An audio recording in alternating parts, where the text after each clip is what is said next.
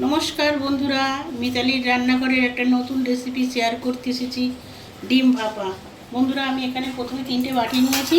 এই 3টে বাটি আর 3টে ডিম নিয়েছি। 3টে বাটির মধ্যে আমি আগে তেল ব্রাশ করে নেব। সরষের তেল দিয়ে দিলাম অল্প অল্প করে। এগুলো আমি ভালো করে বাটির মধ্যে মাখিয়ে নেব এইভাবে। বন্ধুরা, আমি এইভাবে ব্রাশ করে নিয়েছি। এবার আমি ডিমগুলো একটা একটা করে বাটির মধ্যে দিয়ে দেবো।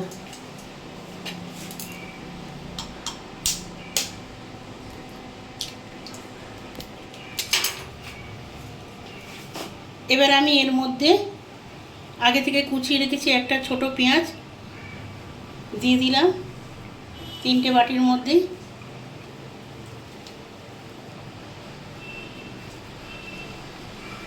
সামান্য একটু কাঁচা লঙ্কা দিয়ে দিলাম।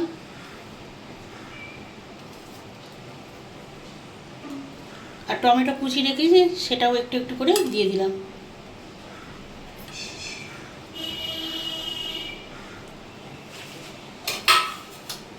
এবার আমি এর মধ্যে স্বাদ মতন লবণ দেবো আর অল্প করে গোলমরিচ গুঁড়ো এইভাবে ছড়িয়ে দেবো। এবার আমি বাটিগুলো এখানে আমি গ্যাসের মধ্যে কড়াইতে গরম জল বসিয়ে দিয়েছি। আর বাটিগুলো একটা একটা করে এইভাবে কড়াইয়ের মধ্যে বসিয়ে দেবো। জল দিয়েছি, কড়াইয়ের মধ্যে গরম জল দিয়েছিলাম। কড়াইটা আগেই গ্যাসে বসিয়ে দিয়েছিলাম, জলটা গরম হয়ে গেছে। এবার বাটি 3টে আমি কড়াইয়ের মধ্যে একটা স্ট্যান্ড দিয়েছি, তার মধ্যে বসিয়ে দিয়েছি। এবার আমি একটা ঢাকা দিয়ে দেবো এর উপর। এবার একটা এইভাবে ঢাকা দিয়ে আমি এটা আঁচটা কমিয়ে 20 মিনিট হতে দেবো। বন্ধুরা, আমি এবার কড়াইয়ের ঢাকাটা খুলে দেবো, দেখবো ডিমগুলো ভালোভাবে সিদ্ধ হয়ে গেছে কিনা।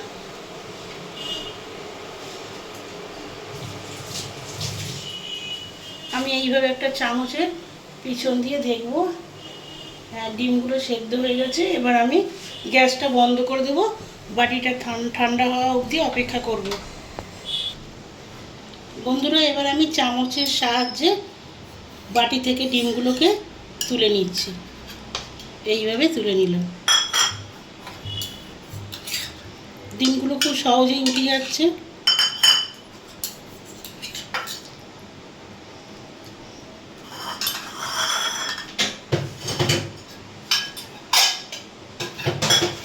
এদিকে আমি গ্যাসে কড়াটা বসিয়ে দিয়েছি।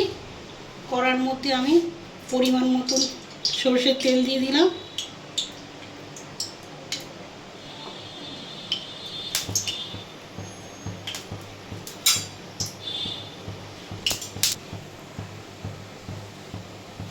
আমি কড়াইয়ের মধ্যে বড় চামচের 1/2 চামচ লঙ্কা পেঁয়াজের বাটা দিলাম। এটা পেঁয়াজ বাটা দিলাম। 1 চামচ এখানে আমি আদা বাটা দিলাম। ছোটো চামচের 1/2 চামচ এখানে রসুনের বাটা দিলাম।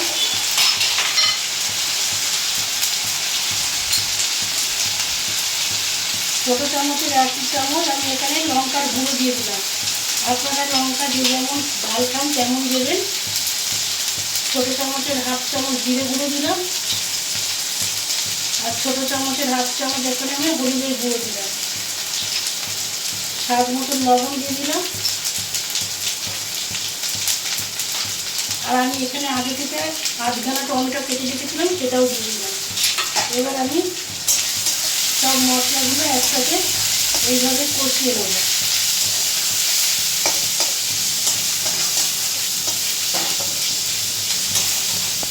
বন্ধুরা, মশলা থেকে তেল ছেড়ে গেছে। এবার আমি আগে থেকে আলু সিদ্ধ করে রেখেছিলাম, আলুটা দিয়ে দিলাম কড়াইয়ের মধ্যে।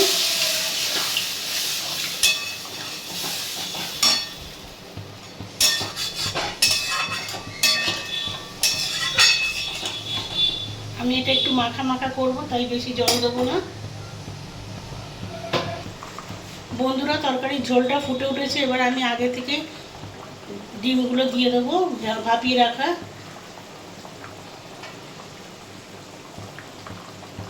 এবার আমি কিছুক্ষণ এগুলো ফুটতে দেবো তরকারির মধ্যে দিয়ে,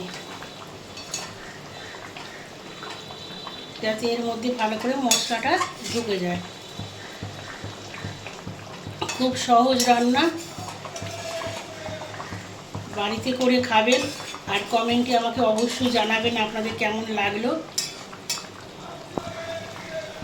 বন্ধুরা, তরকারিটা আমার রেডি হয়ে গেছে। এবার আমি এর মধ্যে একটু কুচিয়ে রাখা ধনেপাতা দিয়ে দেবো।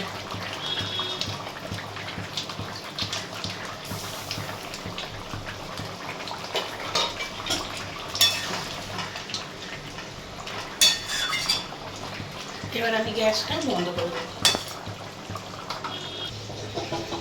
বন্ধুরা, আমার ডিম ভাপার তরকারি রেডি হয়ে গেছে। আমার রেসিপিটা ভালো লাগলে অবশ্যই লাইক কমেন্ট শেয়ার করবেন এবং ফেসবুক থেকে দেখলে অবশ্যই ফলো করবেন আর ইউটিউব চ্যানেলে একটা সাবস্ক্রাইব করে দেবেন। টাটা।